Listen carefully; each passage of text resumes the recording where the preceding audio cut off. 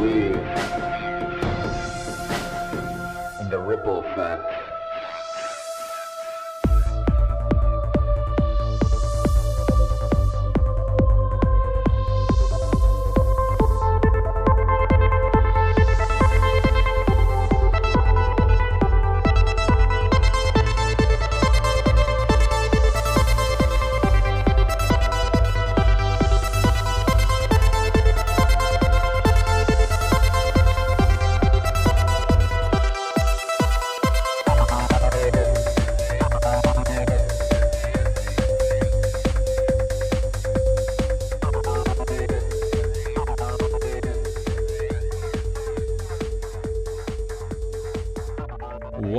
What's up? Another episode of the Ripple Effect Podcast. Of course, I'm your host, Ricardo Brands, also known as Ricky Brands, and a great episode for you today. Today, we have returning guest and dear friend, and possibly one of the most interesting people I've ever met, Richard Grove.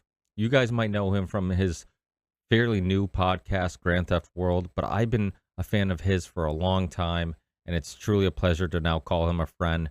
But he has some great past work, like his Peace Revolution podcast, The State of Mind, The Psychology of Control documentary, and many other things that he's worked on in the past. But definitely check out his new podcast, Grand Theft World, if you haven't yet. He's also the creator and founder of the University of Reason, who is now one of the sponsors of the podcast. And I'm so glad he's joining us so he can give, in his own words, a description, an explanation on what the University of Reason is, what it offers, what you can gain from it, and all the benefits of checking out the University of Reason. Of course, just like all the ways of supporting the podcast, you'll find the links in the show description, or you can go to the rippleeffectpodcast.com and click on support and find links to the University of Reason, my PayPal account if you want to donate, my Patreon page if you want to support me monthly, my crypto wallet, my merch store, the Ripple Effect Podcast merch.com will also bring you directly if you want. And please check out the merch store. There's tons of stuff, mugs, t-shirts, tank tops, hoodies, kids' clothes. So please check out the Ripple Effect Podcast merch.com. That'll bring you directly to the merchandise store. And grabbing some merch doesn't only support the show, but you also help get the word out there. You advertise the show by wearing the gear. And as you guys know, since my channel was banned on YouTube, Google and YouTube and probably many of the other tech giants have blacklisted myself. So getting and wearing some Ripple Effect Podcast merch will help. And now that my merch store is working with a much bigger company, things get shipped much quicker, and we're going to have access to much more stuff. So we're going to have a much wider variety of stuff, even though we have tons of stuff now. So please check out the Ripple Effect Podcast merch.com. And you can also support us on Rockfin by just watching or listening to the podcast on their platform. And last but not least, you can also find Theory 6, which is the name of my music solo project. The song that you hear in the beginning of this podcast is called The Ripple Effect. So if you look up Theory 6 and then look for the song The Ripple Effect, which is also the name of the EP I release, you can find that music on all digital platforms, Spotify, Pandora, iTunes, Amazon, and many more places. So that's another way of supporting the show. Remember, this is a value for value show. So if you are in a good financial spot, stop being a cheap ass and please support the show, or just get some merch because we need clothes eventually. So why not purchase the hoodie or mug or hat or whatever that you might need, and at the same time you can support a show that you're a fan of. But if you can't support the show financially, don't worry about it. Please just review, share the show, tell people about the show, whatever social media platforms you're on, tweet it, share it on Facebook, Instagram, TikTok, wherever you're at. Share a episode that you enjoyed, and that goes a long way. And review the show on any of the platforms you listen to podcasts, iTunes, Spotify, wherever it may be. Podcast Addict is my personal favorite. And I think that's it. Enjoyed the conversation with my dear friend Richard Grove. Every time he's on, I always get tons of positive feedback. And please also pay extra attention to his explanation and description about the University of Reason and what you can get from it. And hopefully, if you find it fascinating, you'll click on the links and check out the University of Reason. Thanks again, guys, from the bottom of my heart, and I'll see you guys on the next one. Peace.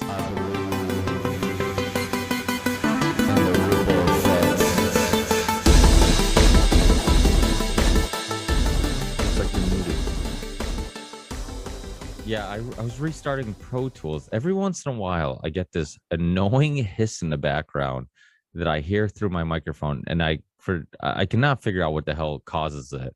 I don't know if it's like a little heater or something. So I restarted Pro Tool. Literally the second you came into the Zoom call, it was when I noticed it and decided to restart Pro Tools. I'm like, oh, poor guy, he's gonna have to wait a couple Are minutes. you sure it's not on my end? No, I don't know. It's not your end because All right, good. it's because it happens to me from time to time. Every once in I a just noticed when I plug this into a USB charger that's plugged into a wall that I got static in my headphones. And so I had changed the plug the other day and I just plugged it in and I heard it again. I was like, man, what's going on, man?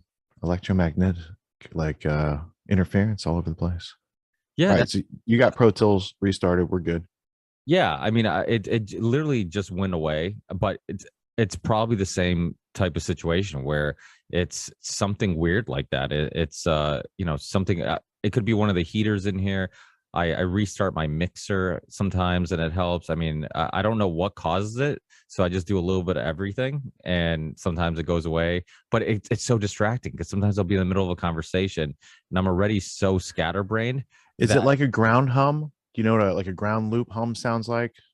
So if you get like an electrical wire bumping up against your microphone wire or something like that, you'll get what's called a ground loop hum. And yeah, sometimes unplugging stuff, restarting stuff, letting those magnetic fields like drop and then move some stuff around and see if it still does it. Trial and error is usually how I get through it. Yeah, I do the same thing. I just try a little bit of everything. Yeah, I rewired everything before too for that same purpose because I'm like there might be two things that are touching each other, two wires that are crossing each other that's causing some type of, something, and it's not resolved yet. And it's weird. I'll go like months and months and not have a problem, and then I'll go like multiple shows in a row where I'll have that issue. I had Dr. Dominic D'Agostino on not too long ago, and literally like one of the and it would frustrate the fuck out of me because I knew why it happened, but I didn't mention it, and it came, and like right when I was about to it was my turn to talk, and I got so scatterbrained and I was like trying to like juggle my words, trying to like, I'm like, let me just keep it together until I remember what the hell I was going to say. Cause now I'm distracted, but it's, I guess it's just a part of the process, I guess. Yeah. I call them tech gremlins and you can't battle them. So like every now and then I'll sacrifice a Tootsie Roll to them or something and satiate them. They let me get on with my day. And I try not to get too frustrated with them. And also I think like your mental mood affects the technology in a way we don't understand yet. So if you think like the world is against you and like nothing's going right, it's not going to go right and you're not going to figure it out. So you got to change the polarity of your mentality, and then you ask some questions and you start messing with some stuff and you find your way forward. That's what I do. Well, I've always been a big fan of if you change the way you look at things, what you look at changes. And it's funny because there's a couple people that have been on the show that almost reinforce that mentality, but take it to the next level in regards to like Dr. Or he's not a doctor, Rupert Sheldrake, the scientist, Sure. some of his ideas. And then also Dr. Tom Cowan. I had him on years ago because I found him so fascinating. I think I heard him on the Ben Greenfield show. And he was so like he took so much of what I thought I understood and just turned it upside down.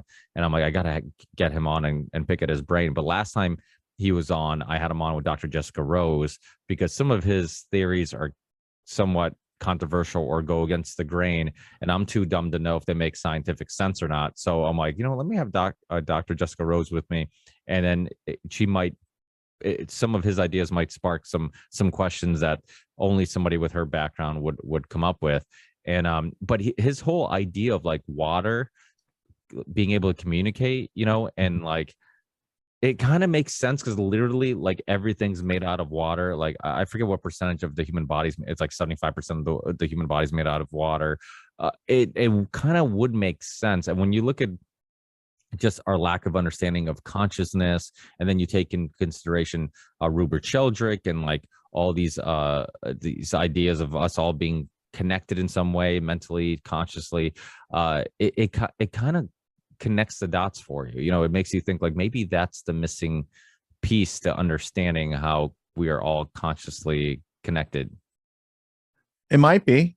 It might be. I think what's more important is the methodology by which people address reality. Like when you said, when we look at things, that's when they change, right? So when we change the way we look at things, changing the way you look at things might be, instead of just looking at something and assuming look at something with the curiosity to be like, what's that part called? Is there a name for this? How does this work? Right? Because that understanding then does literally change that thing in your mind. Right? It's always been that thing. It's always had those properties. It's always had, the form and function, and then people attach words to those things. But your ability to use words to describe things in greater detail, that's what makes a doctor a doctor. He knows all the parts of your brain and these sort of things that they're operating on. To you, it's one big thing, right? Your whole body, you might know like 200 of your parts. How many medical terms are there for the different parts of the body and the different phenomenon and interactions of the thing? There's a lot to learn there, right? So yeah, I think it's, first off, stop taking things at face value and learn how to use this precious resource between our ears to discern fact from fiction. And yeah, you might hear some science stuff and you don't know up from down. Great. Let's learn some new definitions. Let's watch some videos and understand how these things might come together. Now let's readdress that document. So I could point to any number of things I've learned over the years. And the first time I saw it, it bounced off me, like John Taylor Gatto's work. But once I spent a couple years reading a bunch of other books in that circle of education, like what's going on, and I went back and read his story, now I understand who the characters he's talking about, when they lived, what was their philosophies, were they pro-freedom or pro-slavery? They're pro-freedom for them, pro-slavery for everybody else. That's kind of the answer, right? So then you start to have an understanding. And when you have that understanding, now you're carrying the message from that book, right? Or that report, or any number of these things that first time I saw it, I was like, I don't know. Report from Iron Mountain, I don't know. But if you read it, and you research the people involved, like who's the guy who, there's a couple guys that were involved with it. Galbraith did the review of it, although he was a suspected author. He's one of the guys who trained Klaus Schwab. Now I know that because I was reading this fine article by Johnny Vedmore from Unlimited Hangout, and I enjoyed it so much. I made a Word document. I put page numbers on the bottom. I'm getting into the highlighting. I put it in my history blueprint because these are the things we need to understand. Not who's winning NASCAR or Super Bowl. It's like who mentored Klaus Schwab? What type of philosophy is this guy bringing to the table? Is he bringing like world socialism and communism and technocracy and thermonuclear dynamics? Because one of his mentors wrote on thermonuclear war, which is a modernization of von Clausewitz's On War, right? On thermonuclear war is the Herman Kahn book. So there are these elements and aspects of our history. And if you just say, oh, those people have a conference every year and it has nothing to do with me, okay, that's the face value. You're accepting what mainstream media tells you to think about these people. They are to be worshipped, honored, and they are authorities, and don't ask any questions about it, right? Because they have a big blue background. But for people who are more scrutinizing and say, hey, this Klaus Schwab guy's been in the spotlight a lot lately. His plan is taken up without question, without debate, without conference by all these countries around the world at the same time. They're all doing this great reset thing. Maybe we should learn. Oh, it's not just Klaus Schwab. It's Club of Rome. It's all these other groups that used him as a front, right? And then as that front quietly grew, and then it took stage. It came to the stage just like Bilderberg used to be like the big thing on stage. Now they're like, hey, here's the working group. That's the bigger ring around Bilderberg with all the corporations like officially with it. Whereas Bilderberg, it's kind of more hush hush who's involved with it, right? So these people who have plans and write books about changing our world, running our world, making an internet of human beings, right? The human internet, that's on Klaus Schwab's Fourth Industrial Revolution book cover. It's a bunch of Wi-Fi's connected together, like the people are all connected by the Wi-Fi signals. So if we don't have that curiosity to look beyond what they're telling us, to get that, change inside between our ears, then truly we're just living a life of quiet desperation with no autonomous, self-reliant, self-fulfilling aspect of humanity, which is like a vacancy of humanity. It's just people existing and serving a purpose that they don't understand. I think that's tragic. So And where I'm coming into this. and that leads me to what I want to get into, the University of Reason. And I I have tried in the last couple of intros to describe it. Thankfully, I had Matt Raymer on recently, and obviously him taking the course and whatnot. I'm like, well, give me your experience, your firsthand experience with it and what you gain from it and all that stuff. So I wanted you to come on and kind of, because I've been telling people about it, and I think it's a, I've always been against sponsorships and all that stuff, but I think it's a good partnership or a good one to take on for the show, because I keep pushing, and I've been the name of the show. It's kind of one of the reasons I started this show was because of the name of the show, is because I wanted people to believe that we can all create ripples, we can all make a difference, we can all do something more fulfilling, something with more purpose. And if we think we can't, then we've obviously already lost. And at least do something, give it a try. And worst case scenario, you feel fulfilled, you feel like you're doing something, and that will give you some sense of some positive feelings. But yeah, I think the ripple effect is like the carrying forth of this positive energy and rippling it out there, and letting that causality be like, waves on the ocean or dominoes transferring the energy across. There's already that phenomenon going on, like one to many in the form of mainstream media. It's like centralized thinking. Let them do your thinking for you because you've never been taught how to use your brain. So one of the reasons I created the University of Reason is to fill a gap. There's this huge gap in our education, and it's put there by public schooling, and it's put there on purpose.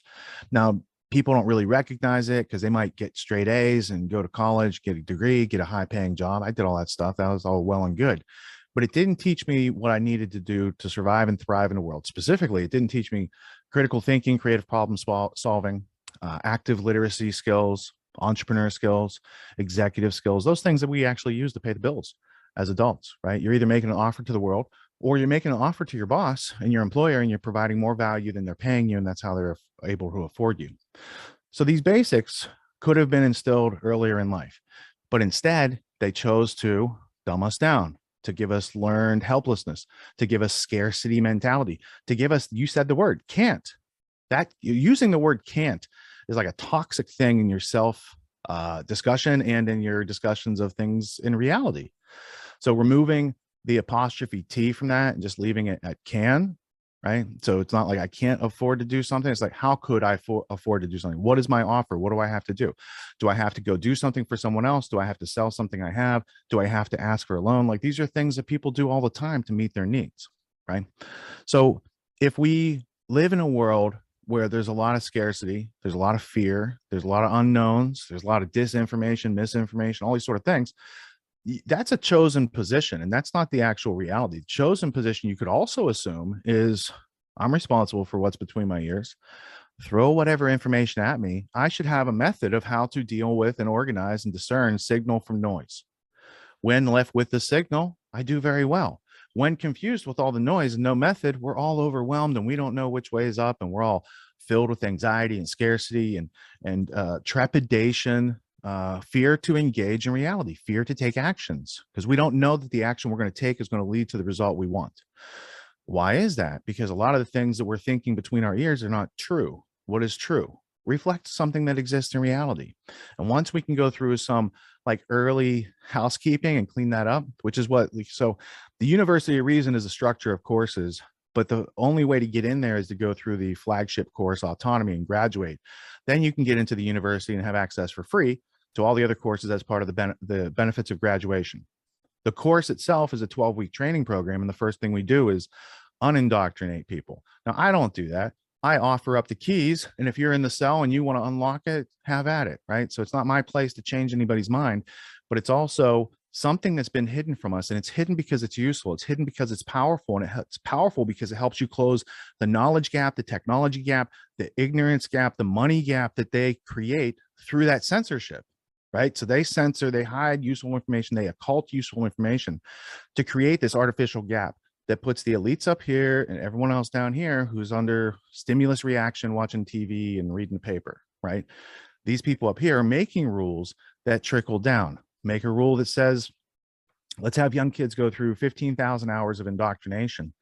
Let's not teach them that it's a giant mafia that's controlling it. Let's call it government, and let's use the indoctrination system to make them love that structure of control. Education is the asking of questions and then the use of your capacities to go find the answers. That's the learning experience.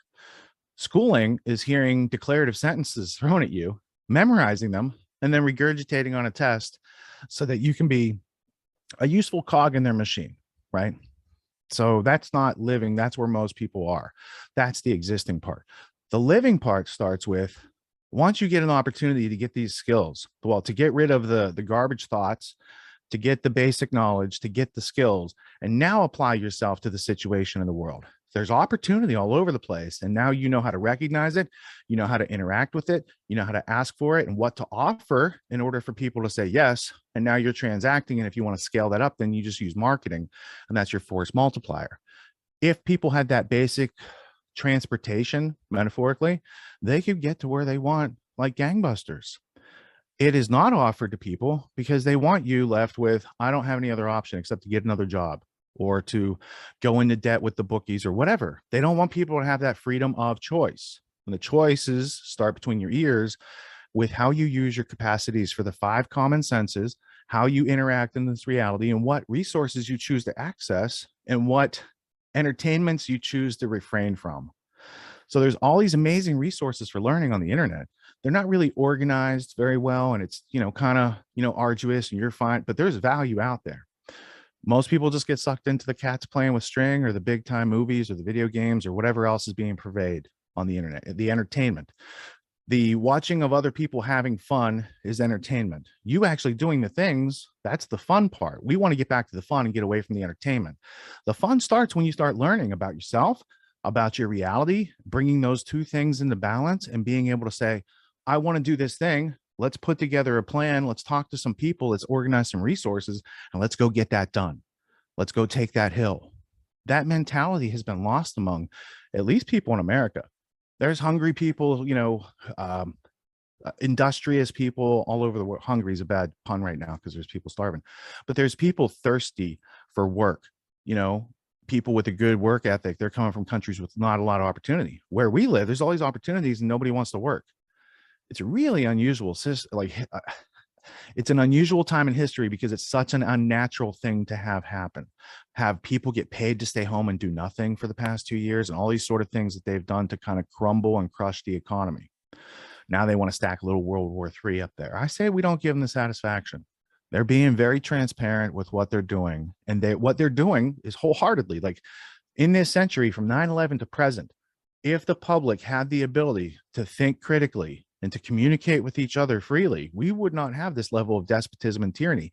It is artificially created through that dumbing down process that they have so many people in that schooled mindset, meaning they all think and react the same to stimuli, like a school of fish or a flock of birds.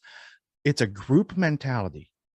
And that might be safe for animals that can't ask questions and find answers, but we're not them. We have other capacities. We have this ability, and it's very hard to control us when individuals are using these abilities. So they, instead of trying to raise their game of control, they're like, wouldn't it just be easier to dumb everybody down and to control them like we would train pigeons or mice or operant conditioning and these sort of Pavlovian things that they've discovered in the past 120 years. So the dynamics you see today, people, drummed up either, pro-Russia or, anti-Russia, this sort of thing, it's artificially created.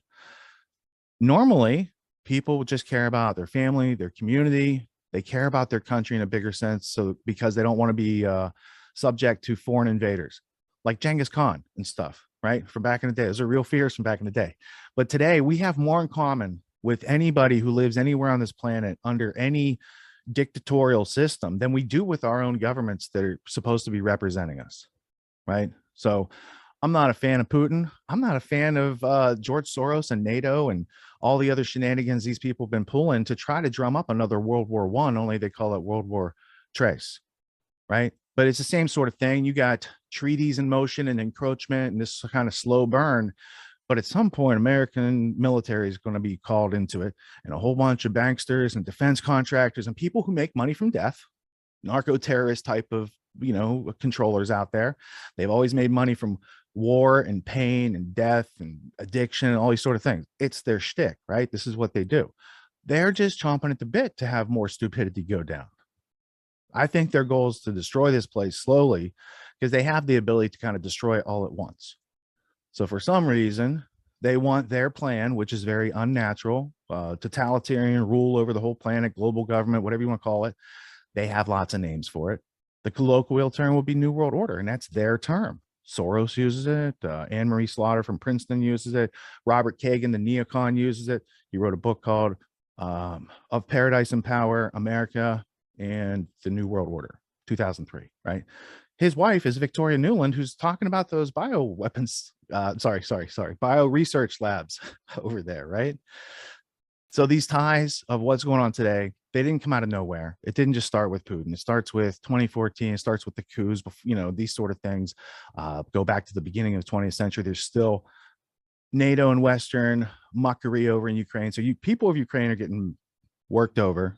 They're being used like a prophylactic as the United States tries to fuck with Russia. And I feel for the people, and I'm not really admiring the people in power who are doing this to all the innocent people. Yeah, well, I think one of the things I've learned in the last couple of years is when you see a AMG S-Class Mercedes with a driver who is wearing a mask in the car by himself, apparently making money doesn't mean you're intelligent. It doesn't. Yeah, intelligence is no longer a requirement to make the money to get the Mercedes. It's almost as if you have to acquiesce your intelligence to keep and have those things these days, isn't it? Well, yeah, we've kind of, like you said, and I'm sure we've talked about this in the many times we've chatted on the podcast before, but I mean, the system's designed to reward people who just are willing to regurgitate information and just memorize information, regardless if it's important to you understanding yourself or the world around you. And you can get ahead doing that financially, but you'll win in the financial game and lose in, I think, the fulfillment game or the understanding game, and which I think is much more important. So, the University of Reason and your courses emphasizing, just helping people critically think, kind of get out of that brainwashing. And you saw it where, like you said, because everybody's been kind of brainwashed the same way, everybody was kind of falling for the same tricks. And it was just amazing how, again, they would talk about a new variant, and even though prior to discussing the new variant, you felt like you could get through to people and people were understanding that we've kind of been manipulated and maybe this was blown out of proportion. But once they put the pedal to the metal with propaganda, again, people fell for it again. It's like they kept falling for the same trick over and over again. And that's why it is really important for people to be able to kind of snap out of it. I always say, like, I never got brainwashed because I never paid attention. I didn't pay. So it's hard to brainwash somebody who's not paying any attention. I would flip my paperwork over, and I love drawing and doodling, and that's what I would do. I would basically just tune out immediately and start just drawing. But you can't be that effective when you're tuned out. You're like behind on if there is something to do. So yeah, that's a thing that everybody's gone through, right? They've been subject to this massive stimulus of the pandemic, and now it's like the Ukraine-Russia situation. But either way, it's a precipitation of psychological warfare, and people were out there dealing with it on their own. That's awful. We were in like season 2 of Autonomy by then, so we've got students from around the world. So like, for instance, this season, we got students from Turkey and Saudi Arabia and Poland and United States and Canada and all the other countries usually. But, we're getting people from far off lands who they speak English enough to take the course, right?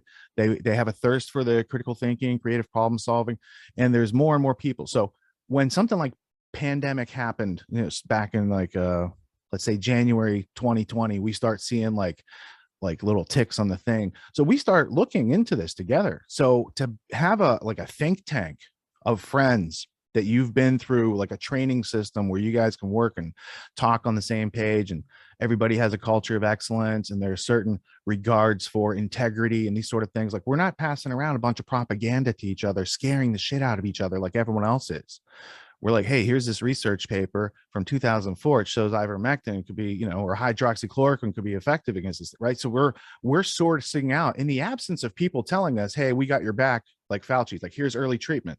Since they didn't do that, we take it upon ourselves to figure out for ourselves and then share that information with each other and then cross check and reference and like make sure we're not acting in some sort of bubble. So it's an acceleration of the learning process that could have taken place in school if school wasn't meant to be schooling, right? So picture yourself as an adult being able to come into a course, interact with these people for 12 weeks. When you meet, you're interesting, right? When you start to work out together and do these exercises, you're learning about each other. At a certain point, you've got a friendship developed that's better quality than what you've ever had at work or in school and things like that. And because the students all have lifetime enrollment, there's no paywall or cost prohibition for them continuing their relationships and working on projects and helping each other. Like we had a student like 2 seasons ago, it was during COVID. She's a grandmother in Eastern Europe and her house caught fire, like her apartment building caught fire. She lost everything. So we did a fundraiser amongst ourselves. And then we also facilitated that out in public and got a lot of donations for her so she could rebuild. I've never met her. I never even really talked to her other than enrolling her in their class and she shows up and stuff like that. But the outpouring of generosity and genuine wanting to help each other, because the internet's a bunch of anonymous people being dicks to each other. This is people actually getting to know each other on a personal, real level. So the first exercise I teach students, aside from the curriculum, we work out during the week in the dojo, do like voice and video exercises, right? This gives people interpersonal skills in the incubator that they can take out into reality. So the first thing I teach people is how to make friends. Here's how to meet people. Here's how to do an interview. So we give them the interview format and they go do that with 10 or 15 new students. They can talk to graduates too, right? Anyone can talk to anybody. So they go through, and now from these conversations and how they're formatted, you know, if they were talking to you, Ricky, they know about you, your family, how long you live there, like what are the things that are driving you, what are the things keeping you back. Now they're going to start watching out for opportunities for you. Oh, Ricky has this project and he has this interest and he has this need, and we just met this person over here. Now people are connecting, right? So there's like a mutual aid aspect of it, there's the community aspect of it, but the camaraderie that builds when you guys are doing skills and learning together, that's what people love. Like my lectures are great. They're full of wisdom and all sorts of good content. But if you ask any of the graduates what was the best experience, they're like meeting other people and developing and growing with them. And then eventually a lot of them meet in reality. Like I've probably met, out of the 500 students, I've probably met a third of them in real life, some of them many times, right? So where else are we getting that? Is there any place else going on like that where you can meet, like yesterday's meet and greet? So I met new students from season 7. There's a bunch of new students that only knew me through Grand Theft World. There's students who knew me from Peace Revolution and 9/11 Synchronicity. There are students who have no idea about my body of work, but they're interested in the autonomy curriculum because they need these skills and they're not being offered anywhere else. And this is a good thing. So I'm meeting people from all these different backgrounds in various countries. And what we have in common is we all agree freedom's better than slavery, and that we can learn more today than we knew yesterday, right? We have an ability to learn and adapt and evolve in these situations. And people differ, nationality, religions, philosophy, there's a lot of diversity, right? So why aren't they all fighting like they are in the rest of the world? Because there's no artificial provocations. We're all there trying to do these same things. We're trying to build these skills. We're trying to attain excellence. Perfection's not necessary, nor is it welcome. It's diminishing returns. Nobody even really values it. But excellence, doing what I said I'd do, plus going a little 2 extra steps to shine and polish it, get it there a little early, whatever it takes, no excuses mentality. These are the things people value and transact on all the time. And if I can help a student, you don't necessarily attain all these skills in 12 weeks, but you learn about what you need to do, and then you have lifetime enrollment to keep going through. So I've got students in season 7 that have graduated 6 times so far, and they're not incompetent. These are highly motivated, highly professional, highly competent people getting more value each time they go through, because it's like sharpening your sword as you learn to use it, right? You're going to learn to develop a better edge, but you got to practice and bang up that edge out in the world. You can't just let it sit there on the wall and be like, it's a perfectly sharp edge, but I'm never using it. So these ideas of, I think the poet Rumi, who said, how do you expect to be a polished gem if you can't take the slightest scuff, right? So it's teaching people the power of failure, which we're all taught to fear. like it's the plague, right? But in order for you to have success, you're gonna have to try and fail many times. And you're gonna have to get up, brush yourself off. Sometimes you gotta apologize. Sometimes you gotta pay for something you broke, but you got to keep moving forward toward that goal. And once I give the students, like, here's permission to fail, and I will fail in front of you because I need to improve too. And so here's an example. I don't think many people caught it, but I'll share it with you because we're buds. I'm going live on a podcast last night. Now, I'd done 4 hours of meet and greet standing here at this desk. I did another 6 hours last night for Grand Theft World. I get on to start like a 6-hour show. I hit the button. Welcome to the Peace Revolution podcast. And I'm like, shit, I said the wrong podcast name. And then I hear Joshua say, hey, Rich, you're on mute. I'm great. Mulligan, unmute. Welcome to Grand Theft World podcast, right? So, well, I heard you say, because I actually started listening to yesterday's episode. I remember you saying, like, you said something like, oh, thank God I was on mute because I messed up, or I messed up the intro or something like that. So that's what it was about. Oh, that's fun. Yeah, because I thought earlier, I'm like, I should mention Peace Revolution episode on this one thing. And so my brain's like, mention Peace Revolution. And so when I unmuted, my brain was like, welcome to the Peace Revolution, because I have said that a lot of times too in the past, right? So yeah, the ability to give yourself the freedom to fail, not final, like intermittent, kind of like these are effervescent failures. Like you fail, but you learn from it and you're already on to the next thing. This is the type of momentum I'm trying to teach students to build for themselves and then maintain. Because when you can do that, you're going to face challenges and adversity every day. And the quicker you can identify and not shy away from it and say, oh, I see you, obstacle. I have a positive attitude and a plan of action. And if I need to, I'll call my friends. Next, same thing. So you're cranking a widget. Same thing as if you have to solve a problem. What are the individual parts? How do they fit together? And then how do you use or troubleshoot that thing? Because people are only trying to do 2 things out there. And once we clear away everything else, it's like people are trying to achieve results they want and don't have, and they're trying to get rid of problems they have and don't want. And once you teach people, it's like, this is where you offer your service. People want to lose weight. You're the athletic trainer. This is where you're at over here. People want to get rid of, so that could be get rid of a problem. People want to attain a skill. They need a training, something to get to the next step. What is it that they're missing? Do they not show up on time? And these basic things, because those are pretty basic if you can't do those. But if you can do these, I can teach you any of these. If you can show up consistently and not quit on yourself, I mean, that's the gist. If you know that you won't quit on yourself when you need to achieve the goal, you're pretty good. That's something I'm trying to teach you during 12 weeks. Now with that, if you add these skills on, you're untouchable. You got like a suit of armor that's like lightsaber proof. But if at that survival level, if at the spirit level, you're still willing to quit on yourself, you have yet to evolve and adapt and like mature into an adult. And those rites of passage should have been in our past. Indigenously, they're in our past. But when society and culture discovered the knowledge of self and how powerful it is, they said, let us organize knowledge of self over here in this secret society. Let's let the profane wander about not knowing anything, and then we'll pass you like these rites of initiatory, adulthood that have been like proliferated through thousands of years. We don't have anything in our culture today that's not tied to one of the authorities in power, right? Unless you go off exploring on your own, which is what I would recommend. Don't go into those centralized points that are saying, we will teach you the ultimate secrets of the self, right? That's, Freemasonry, Rosicrucians, all those good old secret societies.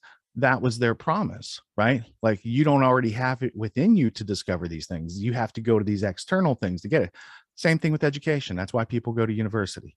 It's the same thing. So what Gatto was trying to teach people, what John Taylor Gatto, the author of The Underground History of American Education and Weapons of Mass Instruction and Dumbing Us Down and many other books, what he was trying to tell people is it's through facing adversity that you build character, and then you access all these other things. That's what those secret societies are teaching you. Here's a test, here's adversity, here's a test, here's adversity, right? These sort of things can be done for yourself, and they should be done for yourself, and they should be done early in life for your education. Most of us were denied that opportunity. Should we cry because the milk's all spilled, or should we wipe it up and pour some more milk? Go milk a cow, go buy a cow and get some milk. I don't know, but we got to move forward. We can't just sit here with, oh, woe is me, victim mentality. We have to say, Okay, let's pass this prologue. What are we going to do about it? What steps of action can we take today to improve our lives? And for a lot of people, it's just like, well, I'll, watch stuff for free on YouTube. Great. There's a lot of free stuff on YouTube. And I have had my fair share of free information on YouTube that I've consumed. So I can appreciate that. But there comes a point where you're not getting your questions answered. You're not accessing resources and all these other things that come together when you are actually formally paying to learn. And I know that the more people pay, the more serious they take the course, the more that they make sure it's in their schedule, that they show up, that they do the workouts. Because I've tried, like, well, it's, there's a lot of people that they don't have the money or these sort of things. How can we accommodate them? Well, by lowering the price, people actually value it less. So if it's not a struggle for them to get in, if it's not a gut check, if they don't have that switch that goes on and say, I got to take this seriously. If I want this big change, then I have to make a small step of change within myself to start down that road. Right. So there's a lot to it, and it's not for everybody, but for the people who find their way through the obstacle course to qualify to get in, they're thrilled, they're enthralled, they're still participating, and it's an enriching experience for everybody. And for me personally, during COVID, I got such peace of mind when I was doing research to be able to check with other people, because it's a traumatic situation that we're being subjected to. And if we don't use these avenues of exchanging energy, they want us to self-implode. They want us to self-destruct. They want us to get frustrated, and they know we will get aggressive if they frustrate us enough, because it's in the Yale 1938 study. They have books on this, how we work. They know how we work better than we know how we work. So I think we should change that dynamic. And the evil is never going to go away. There's always going to be people trying to subjugate others and create slavery. But we can turn it down from the Spinal Tap 11 down to like a 2. Pretty easy. But you don't have people with the intestinal fortitude, the rhetorical skills, the intellectual capacity to stand up to these cowards who have done this to the planet. Because they're not brave, intrepid people who have done this. They're cowards. And we have to rise above that. Oh, absolutely. I mean, do you guys emphasize trying to find people's passion and expand on that? Because I think a lot of times, especially in America, it seems more often than not, people are told to pursue basically what will get you financially ahead. And if something that you love there's no financial career or there's not a whole lot of avenues to make a living off it, they kind of tell you to abandon those things. And for me, you look at anybody who's really good at anything, the best of the best, they're typically very obsessive, compulsive about that thing, right? About perfecting that thing. Sometimes they're obsessive compulsive in general, and they could focus on whatever and become good at that thing. Right. So I think it's a happy medium, because I think if you're doing something that's a grind that you don't like and you're just doing it for the money, that's dead end. And I got a lot of people coming to the course from that. If you are just working on your passion and you can't make ends meet because you don't know how to make an offer to the world that people want to send you money for, that's also kind of a dead end. And it's hard. And I got people on that end of the spectrum. And what I try to teach people is, like, let's say Ricky comes into class. He's got a passion for audio. He likes to make his own music. He's got a home recording studio. He wants to make an album. He wants to sell it. And I'm going to point out, let's say you make an album. There's a cost to make an album. Then you're going to market it. And you guys a price point that's acceptable for selling an album. And it doesn't really pay for marketing. So you need a higher value product if you want to be able to use marketing. And that marketing is what gives you a scalable, consistent company, or at least a chance at survival. So I would say, Ricky, I know a lot of people who have this thing that they want to get out there. Can you help them do that? Right? Instead of getting your own music out, can you show them how to get their music out? Can you show them how you made your studio and these sort of things? Right. And then you might have a consulting service, a course, all these other avenues where he could have recurring revenue, but he's not necessarily going to be working on his art or passion. But when he wants to work on his art or passion, he'll be well funded and well connected and know a bunch of people that probably owe him favors by that point. So sometimes to get the thing we want, we have to go offer massive value to other people. And that's how the economy works. Right? That's in the first place. So we have lost the ability to say, what is my value to other people? What do they need? How can I provide it better than somebody else and make them an offer they can't refuse? And if we knew how to do that, we wouldn't worry about money. There's trillions of dollars flowing over the internet right now. All you have to do is take your bucket and throw it in there and pull some out. That's your ability to make an offer and exchange value for a service. You're offering a product or service in exchange for Federal Reserve notes, crypto, agorism, barter, what have you. But there's an exchange. That exchange has to have equal exchange of pressure, right? If you're pouring water through a tube, air has to go up through that tube for the water to come down out. So this exchange is part of nature. They've cut off our ability to understand what's our natural part in this process.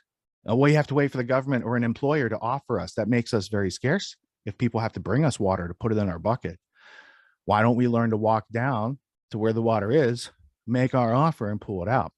And since I've learned that, 30 years ago, I learned these types of things.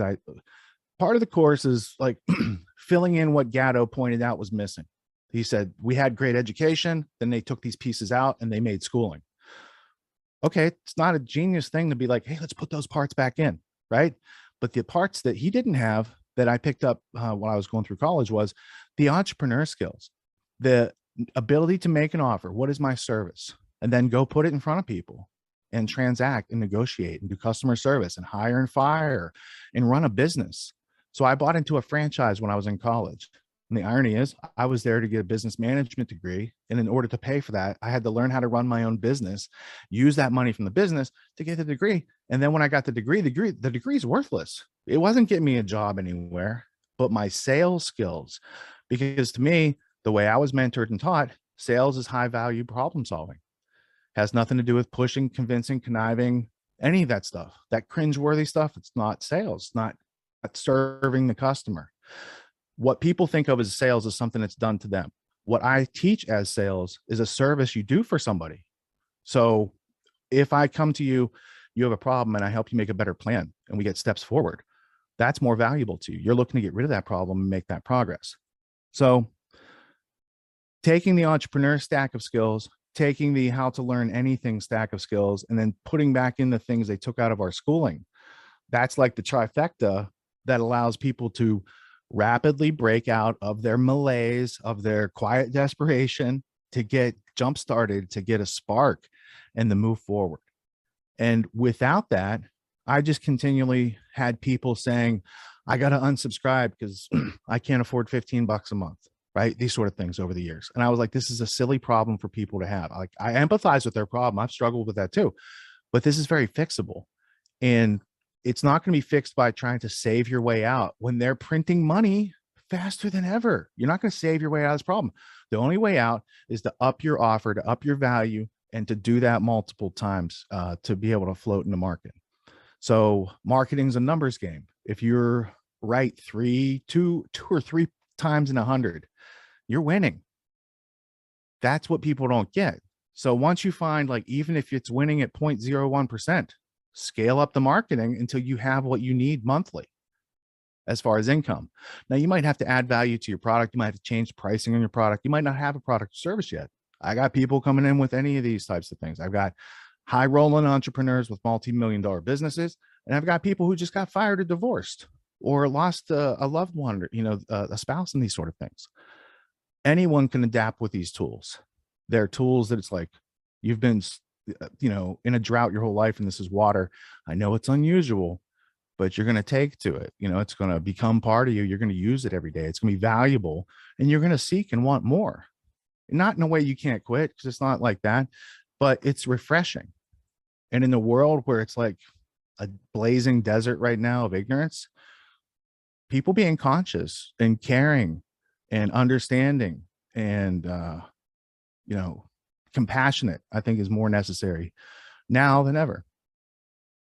Yeah, one thing Matt said that he really loved about the course was the community and the networking and all the people he met, and then just having all that help and advice and people who are looking after you, and that he really enjoyed that aspect of it.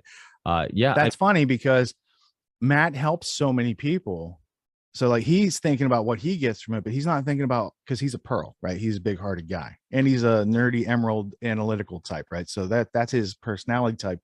So what he's saying is, all these people who know him and care about him and want to help him and like spread his business. But on the other hand, he's helping me and a whole bunch of other people, get content out there with Content Safe and the other things. Like he helps with my website. He's like behind the scenes, like troubleshooting tech and stuff for us. He's an amazing intellect. And I feel like he probably hasn't had like the surroundings, the community that his brain deserves. And so when he gets in that environment, yeah, he thrives. And he's done more interviews since Autonomy. Like he's on your show last week, right? Yeah. I love him. I mean, he's just such a nice guy. He's really helped me out a lot, and the timing couldn't be better because I got banned off YouTube soon after I was introduced to Matt. So which led to, I knew it was a matter of time, but I didn't have any anxiety or I didn't stress about anything really, because I knew that like Matt would help me out through it and help get the content out there in a way that, you know, would save me tons of time. So he's and he also built my website. It's, you know, I don't know typically what a website goes for, but it was, I think, a really reasonable price. And anytime I needed anything, like he's, you know, like, oh, do you mind changing this? He's like always so happy to help. I never felt like I was bothering him, even though I know he's like super busy. And I always feel bad asking him to do stupid stuff like, oh, hey, do you mind adding this link to the website or whatever? But super awesome guy. And yeah, I can't say enough great things about him. And I'm glad that he's doing a lot of interviews. I'm glad that, you know, I know coming on the Union of Unwanted, that the cool thing about that show is that afterwards you see these people connect after the show and stuff, which is really awesome. And yeah, where else is he going to talk to the guys from Rockfin, Jaime and those guys, or Jeremy from Library and these sort of things, like Odyssey too? Yeah, right. So yeah, your platform, I mean, let's talk about you for a second, dude. Let's not. The Union of the Unwanted platform is like the Hollywood Squares for the land of misfit toys, of which I think I'm a part of that, you know, because we present inconvenient truths about the narrative that they don't want anywhere. And so it's not like the people are unwanted. It's the ideas we're expressing are unwanted in the public conversation, because it's like we are the needle and they are the raft, you know. But I think that balloon needs to be popped because they're floating a lot of death and destruction on that narrative. Yeah, that's actually where the name came from. Was you know, I've always been a big fan of doing swap casts and getting people together, and it just happened that one Friday night I was with Midnight Mike and Charlie, and then I hit up Sam and asked him if he wanted to join us, and he did, and it was just the four of us. I think I invited like quite a few people, but they were Sam and Charlie and Mike were the only ones who showed up, and it was just happened to be the four of us. And then Mike, we were talking about all the censorship that was going on, and Mike's like, yeah, we're kind of like the Union of the Unwanted, and we're like, hold on to that. I don't know what we're gonna do with that name, but hold on to it because there's something there's just catchy and clever about it. And then eventually we did a giant show to basically discuss censorship, and then eventually it became its own show. So yeah, I mean, it's awesome to connect people and to see everybody network, and really it makes me feel like whatever little pull I have or anything I can do, like I'm putting it I'm using it for good and helping people connect and stuff like that. And you know, we've all helped each other. I always say, you know, this show is what it is because I've had amazing guests in the past like yourself and many others who have taken the time to take the time out of their busy day to come on a at times smaller show, and just because they were willing to do that, it helped kind of bring some credibility, help bring some audience to my platform and grow. So it's you know, when one of us does better, we all do better, and I'm a big believer of that. I'm a big believer. Yeah, I am too. The rising tide raises all the ships. As long as you got your hull within some integrity, you're going to float on this. So Union of the Unwanted, I got Charlie Robinson next a couple weeks from now, so I'm booked with him, and I did Grimerica last week. I've done a whole bunch of interviews that I never would have done had I not like done the mixer that you offer. It's like a cocktail party for conspiracy type nerds, and you know, it's a good chance for, you know, cross pollination of the information. And but your solo interviews, man, you've bagged so many big names, and it's because you ask, Ricky. That's your secret. People are like, how's he do that? I'm like, he's asking, bro, and he doesn't care if you say no. How many times have people said no in a rude way? I'm guessing less than 3. Yeah, it's funny. People like that's probably one of the most common questions I get is like, how do you get these people? And I'm honest with them. Like when I first started doing the show, I would write, and thank God I didn't have like kids or something that really took a huge portion of my free time, because I would spend hours and hours, like sometimes late at night, just emailing every single possible guest that I thought not. And of course, there was always somebody that's what made it harder. I only wanted to reach out to people that I actually wanted to talk to and I found fascinating. So I would have to like write tons of emails, first find tons of people that I think might be willing to come on the show that I find fascinating and I might want to talk to, and then just like look everywhere for the contact information, hit them up on Facebook, Twitter, Instagram, check out one thing that used to work really well too is like if it was an author, a lot of times, as you know, they would have a website for like each book as it comes out. It's like, okay, my book has a website, and sometimes you'd be able to find an email address on a old book's website that was still up, and then as the author becomes more popular, sometimes they wouldn't share that personal information anymore, so you'd have to go on like a older page or older website. But I would just like you said, I would just write tons of emails and connect with contact everybody and on every platform that they're available on. And the worst case scenario, they don't write me back, or worst case scenario, they say no.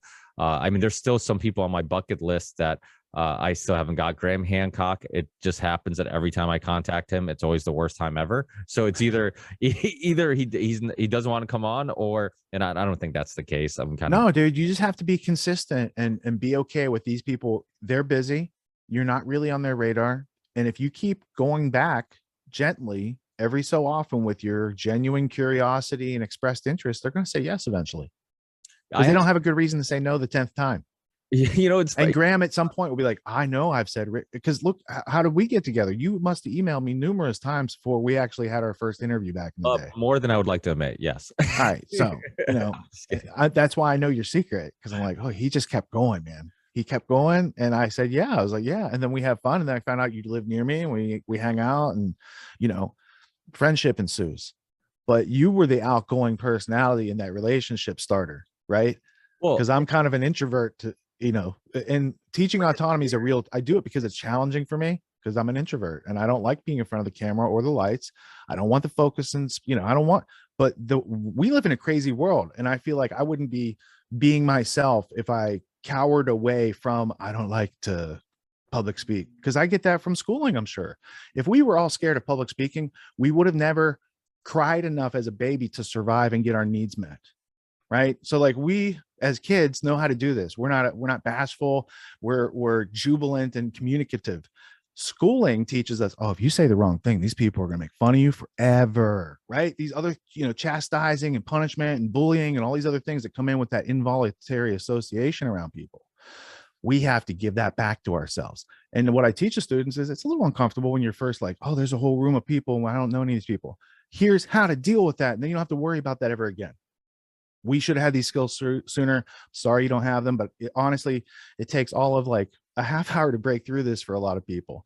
I've had people, like the worst case is I had someone who almost had a panic attack but I talked him through it. He didn't quit. I didn't let him quit. I was like, okay, it's not going to get any worse than what you're feeling right now. And if you quit, you're going to have to come back to this situation. I talked him through it. And then afterwards, like, that was amazing. So understanding what holds us back and how to let people like cut themselves free of that or unlock it with the skeleton key. It's priceless. Like, you can't buy that satisfaction at a store.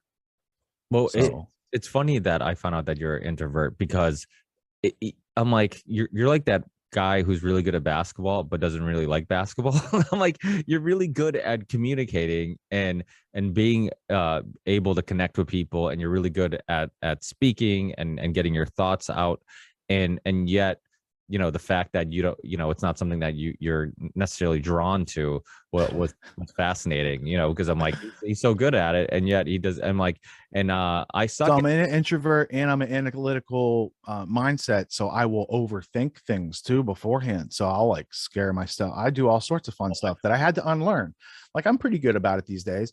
Like fear and like stage fright, these things never go away. But at the beginning they're like Lake Erie, and at the end it's like a puddle, and you could just walk around it. Like you could be like, oh, there it is, I can walk around it. But before it was like I have to cross this thing, right? So understanding how to get your brain to put things in perspective and learning things like anytime you have stage fright or that trepidation, like the introversion wants to like, let's go over there and not be over here. You say, oh, that's me thinking about myself. And if I'm going to be here serving these people, I should think about them and what they need and how they need to hear this information to have it actually click. And then once my brain says, oh, that's my focus to deliver service to these people, no problem. We're all set. There's no time to be, you can't be both at once, right? You can't be trying to express service and courtesy to other people and be like fearful and trepidatious and anxious inside. The two don't work together. So you need to learn how to recognize that and then flip that switch and be able to, you know, project your consciousness. And that's the active literacy skills that Gatto talks about. That seems like, what's that? Something we should all know how to do. It's use words, how to meet our needs in a voluntary, peaceful way. Not so hard. But if you don't have practice doing it and you don't know about it, seems like the hardest thing in the world. But once you start to use it and you see that, you know, you're getting, I wanted to say more flies with honey, but that's such a bad metaphor. Like when you have lubrication in your engine, you're not running at such high temperatures or friction or wearing out your parts is a better metaphor. So schooling left us with an engine. Like they gave us a car from the factory with no oil in the engine. And the more you drive it, the worse it's going to be. Whereas I'm like, hey, if we just put oil in the engine, this actually is a brilliantly engineered thing between our ears, and it can work really well for us. And we don't have to outsource our thinking and trust and authority. We can actually pull and parse the information we need, make informed choices, decisions, and judgments, live a life of happiness that's insulated and parallel to all this crazy chaos that they're pushing on everyone else. Because it's a choice. You can take what they're giving you free at the trough, or you can step up to have some organic, you know, food for your mind. You know, yoga for your mind. It's healthy activities for your mind. The internet is mostly not that. So it's a big planet. There's 7 billion people. Almost everybody needs what we're teaching. We only want to teach the people that are like the metaphor I would use is the cruise liner is sinking. Everybody's in the drink. We can save 100 people on this helicopter. We're going to save the people who swim toward us and don't fight us and punch us in the face. That's it. And every season, like we say, here's open enrollment. People come in and we teach twice a year, and we have a good time, but we can't save everybody. So we're looking for those who want to save themselves. We'll give you the tools, resources, support, and it's like ongoing. So it's a pretty good offer. It's an offer I wouldn't refuse, but I got the skills early. Yeah, one thing I've been saying in the intros in regards to your course is that I think now the timing's pretty good to offer something like this, because I think during 2020 and 2021 and continuously going forward, I think a lot more people are reconsidering their life and what they want to do with it, and if they want more out of it and all those things. And I think a lot of people realize how unfulfilled they were, or maybe even how manipulated they were by the system.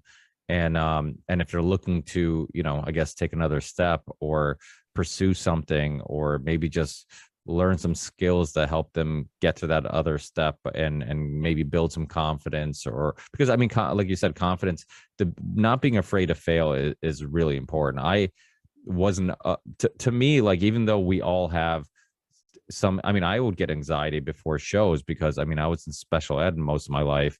I barely graduated high school, and now I have like intelligent people like yourself that are borderline genius, and I'm like, well, now I'm super insecure about my ability to hold a conversation with a person like this, and I would start freaking out. And then, much like yourself, I would overthink things. I'd be like, oh, I didn't get a fucking good night's sleep last night.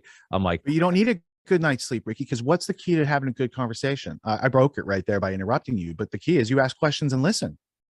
That's the key that I teach the students. Like, that's what Napoleon Hill's teaching and these guys back 100 years ago, you know, and how to win friends and influence people, these sort of things, like how to have a conversation. Is it about you being so interested in impressing everybody, or is it about you going to the party and asking everybody and getting to know them and letting them talk about their passions, and you listening and being curious and discovering their passion, and maybe you discover new things for yourself? That's the gist. I think you're smarter than the system recognizes it. That's why they put you in special ed. because you are a good listener and a thinker, and you don't have to say as much when you know how to ask questions and think, like listen. That's the thinking part, and that's the smart part. Yeah, I've always been a super curious person, and not just curious in information, but in people. I've always been a people's person. I really enjoy meeting people and hearing their story, like what makes them go, what makes them what led, like what life experiences or trauma or whatever, what culture helped mold who they are today and how they see the world. And because, once you understand that everybody sees, it's almost like, sometimes you get in those like hippie, like I feel like they're like conversations you would have when you're high. The ones that are like, oh, I wonder like if you smell like, or if when I see the color red, if it's the same color red that you're seeing, or if when I smell something, if it's the same scent that you smell, like all these where it's like you realize like everything's perspective. We don't know, right? Like we don't know if it is the same thing, but because of our upbringings and like I said, all our life experiences, we have different perspectives, and they can't be the same because our journeys have been different and our DNA is different. We have all these different elements. So I'm always fascinated on like, okay, what can I learn from their perspective? What can I learn from their upbringing? And it's like that quote, like a smart person learns from their mistake, a smarter person learns from other people's mistakes, or something along those lines. But I'm always learning from other people's experiences. I try to take in the wisdom and lessons they've learned from their experiences, even if I didn't live it myself. And I just really find it fascinating how many people that you would think don't, like, there's nothing really deep or interesting about them, and then you get to know them, you find out they're much more interesting and deep, and there's much more layers to them than you would ever know just by a quick hello or whatever. So podcasting was a perfect basically that's all I was doing. I mean, I was attempting to kind of archive these conversations I enjoy having with people, where you share ideas, you challenge ideas, you share experiences. That's why when podcasting was getting popular and I was trying to start mine, well, I had my co-host Dave, and I remember like he's like, well, I don't get it, like we're just gonna talk and record it. And I'm like, Dave, when we're out having a drink and we're sharing our life experiences, our wisdoms, whatever it may be, like if we're just laughing, whatever it may be, like those conversations are enjoyable. All we're doing is recording them and sharing them with the world, and people listening are going to enjoy it the same way we enjoy having them, and it becomes a journey for all of us that we go on together. And so I think on the surface level, when you think about when podcasts first start getting popular, like, oh, why would somebody want to listen to two people talk for 3 hours or 2 hours or whatever?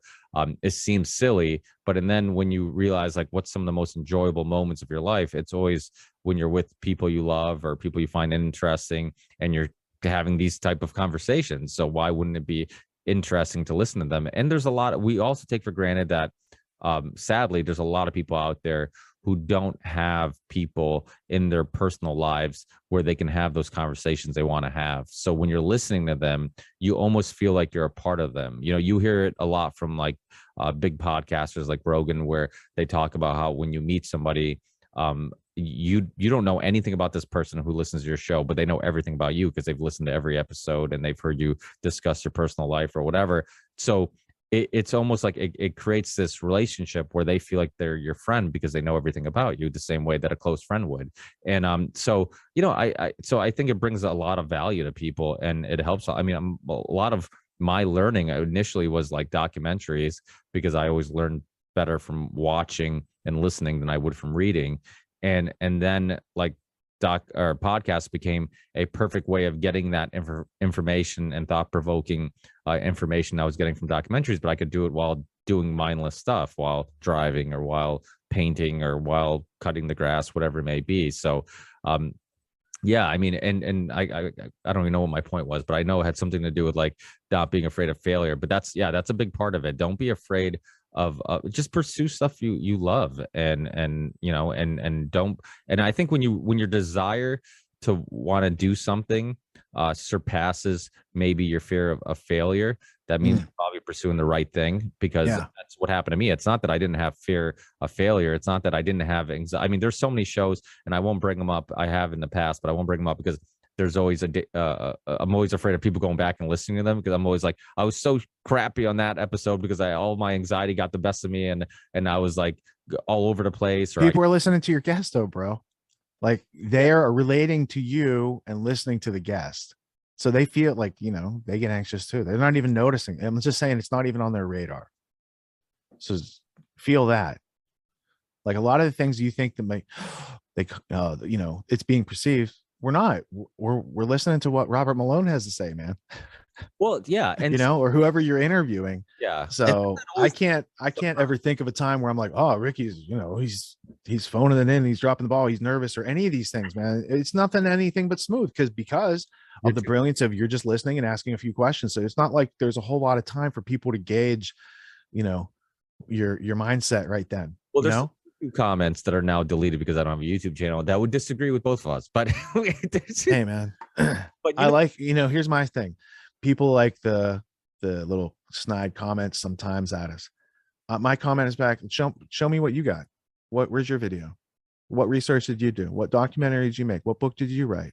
Where have you stuck your neck out anywhere except this little anonymous post here? So, well, it's like sports step up, and you can play on the same field. We want more people up here, but that's not how you get here. And that's not how you had my attention, but now you just lost it probably forever with that. Right. So if you're going to get the attention of people who could help you, maybe come with not a fist. That's all. Well, I have, it's funny because sometimes, and I haven't in a long time, thank God. Not that I care. I don't really read the comments or anything like that. Every once in a while, I'll read the reviews because I feel like if somebody wrote something nice, then I should at least read it if they're going out of their way to write it. So, I do from time to time, but after a while, you just don't care. You don't care. But when I did read anything negative, I learned really quickly that I have pretty thick skin, and it wasn't because I'm such a social butterfly, and I'm so willing to talk about anything and everything that I'm kind of used to people like running into people that will tell me I'm wrong and challenging my ideas or challenging the way I'm looking at things. So I'm like, which is healthy for me because constructive criticism's good, but a lot of times the writing is not constructive, nor is it criticism. It's just like a complaint from their side from, small worlded perspectives, and not anything to do with the gist of what was being talked about. That's another thing I see in the comments. Like, yeah. Well, someone's like, your light bulb's out, fix your light bulb or whatever, Come on now. Well, people are getting killed out there, and you're talking about stupid stuff. There has been times there's like, I forget which interview it was where I'm like, I talked way too much. I should have shut my mouth a few more extra times. And then when I uploaded, I'm like, somebody will definitely say something. And then like, I think like the first comment was, does this host ever shut the hell up or something like that? And I'm like, and I wasn't upset because I'm like, he's right. Like, and I think that's the other tool that's really important is your willingness to not get emotional when you get a negative comment and really think about like, okay, are they right? Like maybe they could have said it in a better way, in a more polite way. Maybe it is just a cunty person who just goes around believing cunty comments. Yeah, there's what is a negative comment. If I got something wrong and you bring it to my attention and you're genuine about it and you're courteous about it, I'm internalizing that faster than you can write it. I'm good. I don't want to think I'm right today so I can be wrong tomorrow. I'd rather be wrong today so I can be right tomorrow. I just made that up. Hopefully it translates. Oh, that's actually a really good, because I attempt to say that all the time about like how I'd rather be wrong. Like if I'm wrong, I'd rather somebody correct me because that means I'm a little closer to being right and I have a better understanding of something. Why would I want to keep repeating something that's wrong and then find out only months later that I've been repeating something that's wrong? So yeah, that's a much more clever, poetic way of saying it. Yeah, I want to improve, and I want to be around people who are smart enough to help me improve. And that sometimes is a challenge because, like I said, you got people who are, they're like bright, shiny things, and they don't know like where the signal is and where to like flow into that and add value. And, it's kind of like if I'm on a construction site and you don't know what you're doing more destruction than construction, right? Sometimes that's going on out there. Well, it's like that saying, if I'm the smartest guy in the room, I'm in the wrong room. I'm leaving. Yeah. I enjoy being the dumbest person in the room. Please. That's good. I mean, that's kind of one of the pleasures of the show is to be able to pick the brain of people that I find fascinating, and they, learn from them. And so yeah, I think when you first start podcasting, at least for myself, and I've heard other podcasters talk about it too, that I think you have all this, and maybe some of it is because you don't have people to discuss these topics with. You have all these ideas and perspectives and opinions that are built up, and then you start recording them and you start getting them off your chest. It's almost like therapy. Like, I need to get it off my chest. And then once you get it off your chest, you should, and maybe it just comes with age too, like you become less of a talker and more of a listener. I find myself like now, especially at like gatherings and get-togethers, unless somebody really like sparks it out of me where they bring something up and we're in a really thought-provoking conversation, I don't go out of my way to like really butt in conversations. See, you're introverted too, man. Yeah, That's what I would do. I would just chill and see, let people do their thing. And if there's a problem, I'm here to help and serve. You got, but I'm not looking to insert my perspective as everyone else's perspective. I'm much more interested in people getting their own perspectives working for themselves. I would feel safer like that. And to the point of like the smartest person in the room, these sort of things, I'm fortunate that I spend 100% of my time during the week around people who are challenging me. Right. So like even teaching students, you would think I'm the teacher, they're the students. I have a lot of students that are smarter in many ways than I am. I have students that are polyglots and speak like 5 languages. I've got students that have like advanced degrees and things that I can't comprehend, but I do know how to help them with these things holding them back. Right. And this is where we bond. So in those aspects, I am helping them. But in other aspects, I might say something and they say, your information on the MIG's inaccurate. Here's the real thing. Sorry, I used that Top Gun reference twice in 2 hours now. No, 2 days, 24 hours. Jeez. It's been a long 24 hours at this microphone, but you get the gist. So this interaction of being able to face our challenges, not planless, not resourceful, like less. It's like we have what we need. And yeah, there's always going to be work involved. And that's part of life. There's always going to be challenges. It's part of life. It's only going to get harder as we get older. That's part of life. And are we going to cower and wilt under that truth? Or are we going to use that truth to help us thrive and survive? and Right? and like we said before, it's also how you look at things, right? Like Yes. you can look at a challenge as a opportunity to fail, or you can look at that challenge as a opportunity to succeed. And I just made that up. Either way, whatever you think, like whether you think you'll succeed or you'll fail, you're right. Yeah, Because it's what you tell yourself, whether you get up that last time or not, and go for it, or if you say this, I'm not cut out for this. Not yet, you're not, but you haven't done much cutting. Maybe you should cut a little more and work a little harder, yeah. But we don't have those intestinal fortitude mental muscles yet, but we can. They're there. They're just dormant. And that's what I love twice a year, is seeing these people like sprout to life in a way that they don't go dormant afterwards. Like if we go to a conference and we're all rah at the end of the weekend, we go to work on Monday, we lose it. Like it's gone. That all that peace of mind, all that stuff, because we don't have it. Like there's not an extended lifestyle change out of that conference.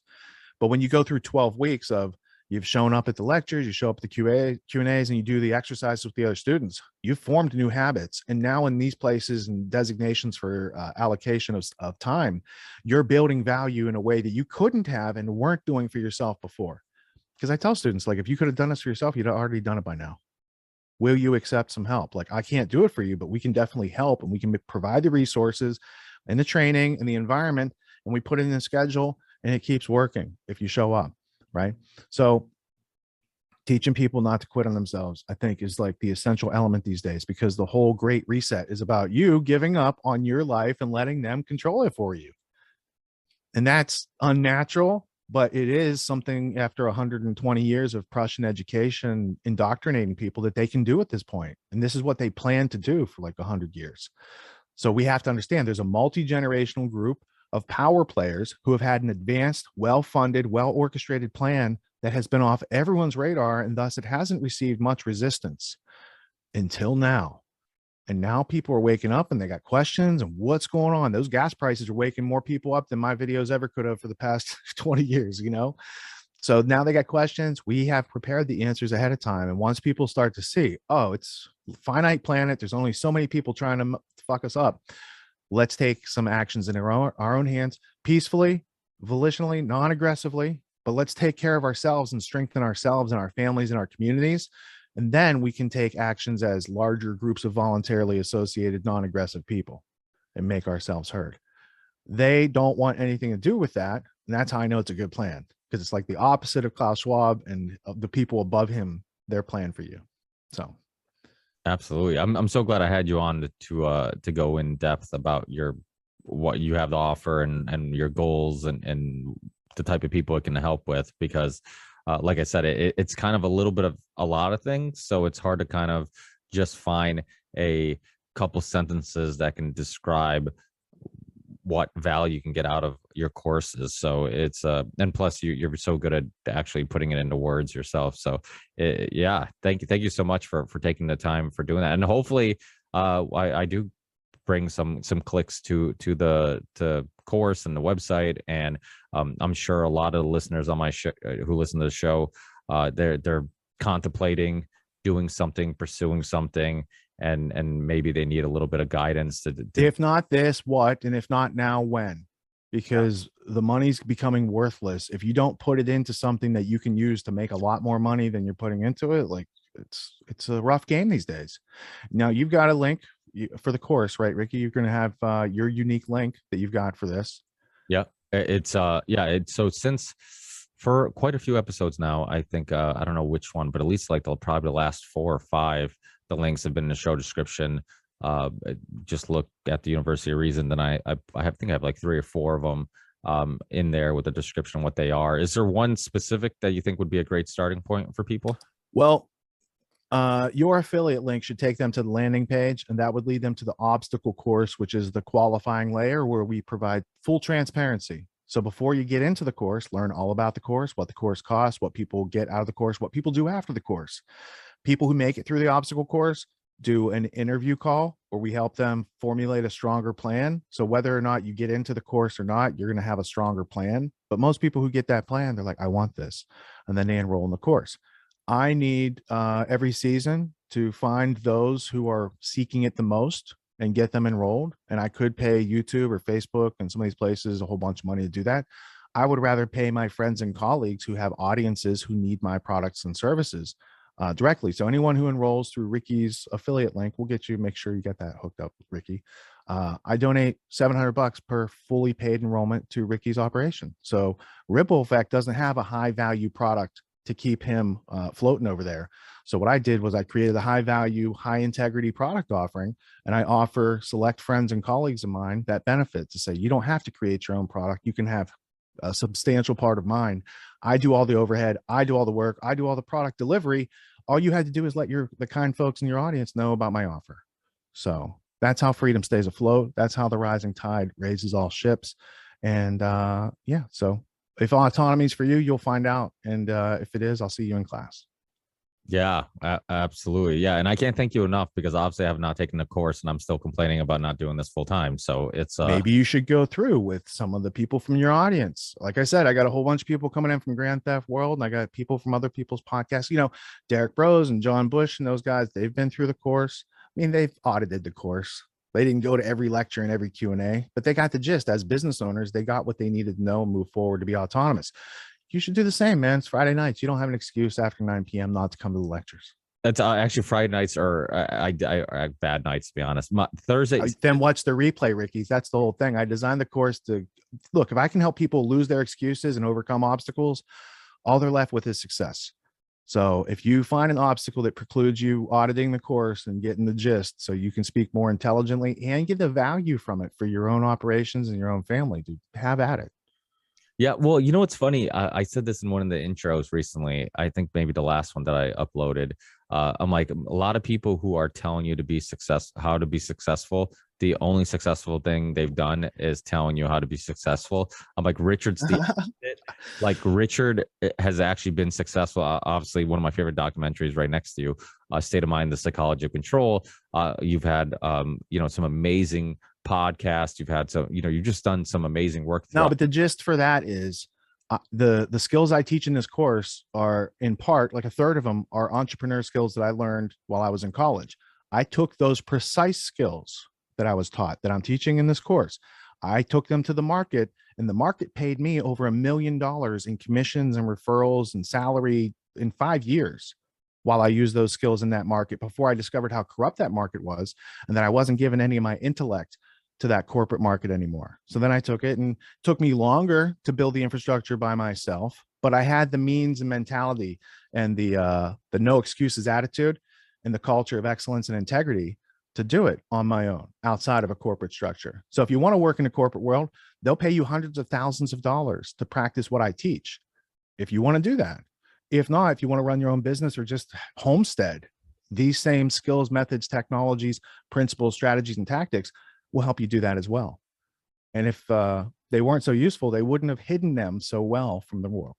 So we're returning them to the humanity that deserves it. Yeah, without a doubt. So for people listening, if they want to, obviously I'll have the links in the show description. If they want to help out the Ripple Effect podcast and help themselves out, they can check the links at the University of Reason. But some of the other work you do in regards to your podcast and all that stuff, you let people know what social. Yeah, so here's the linkage for the course. It's getautonomy.info/ignite. For the consulting and marketing company, if you have a business and you're freedom related, it's autonomyunlimited.com. And the podcast is every Sunday night, 9 p.m. Eastern on Rockfin. It's Grand Theft World Podcast, grandtheftworld.com. Awesome. Yeah. And it's amazing how long those shows are and how you still sound cognitively like you're not burned out at the end of the shows. Do you ever mess around with nootropics or anything like that? Brain Force, InfoWars Brain Force is a good nootropic. It's not it's not effort. It's what effort. What was the something Drin? There was like a drug they used to put out and people would take it for pep. It's not like that. So if I needed to, like last night I broadcasted, we live streamed till 4 a.m. So from 9 p.m. to 4 a.m. And then in the afternoon, I did from 12 p.m. to 4 p.m. with the students. So I was in front of this for like 11 hours yesterday. I took a Brain Force last night around midnight or so, and that helped me remain focused. But if I wanted to go to sleep right after I took one, I could. So it's not the type of thing that's going to like keep you, and it doesn't make you like jittery and stuff like that. Well, some of them add caffeine and caffeine has been proven scientifically to help cognitively. I mean, obviously, because it wakes you up and you're a little. I drink green tea. Like right now, I've had bulletproof coffee. I'm still sipping on, but green tea is usually what I drink. And then, like I took Brain Force when we were driving from Florida to Connecticut. Long time on the highway driving at night. I needed to focus and feel more comfortable with my family in the car, so I took one. But it's not it's just herbs. What is it? Capsules and capsules? Yeah, they have capsules. And is there caffeine in it? There must be. I don't think there's caffeine. Oh, I mean, it's been a long time since I looked at the ingredients, so I can't be sure. But Alpha Brain was actually, so I used to take Alpha Brain before shows from time to time, and it did seem to help. And then once I started fasting all day, so I eat one meal a day. I'll eat after this, and it'll be the only time I eat all day. But so when I would take Alpha Brain on an empty stomach, anytime you take pills on an empty stomach, it can make you nauseous. And then it's consistently started making me nauseous. So I'm like, okay, I'm done with that. And then I'm like, eventually I'm like, I'd love to find a nootropic that I could take to help out cognitively if you're burned out or whatever. Yeah, I've never taken like the Limitless pills, and like I know people who have taken that stuff. I know people that take Ritalin. I know people that take all sorts of stuff, but the most I've ever taken is Brain Force, and that's really just probably since I started teaching autonomy and like staying up all night to teach, right? These sort of things. So I take maybe once a week or twice a week a capsule when necessary, but a lot of times I'll think, oh, I should take one, then I forget, and I'm fine. Yeah. So I take it for like a preventative if I need to be sure if it's a life situation like driving, right?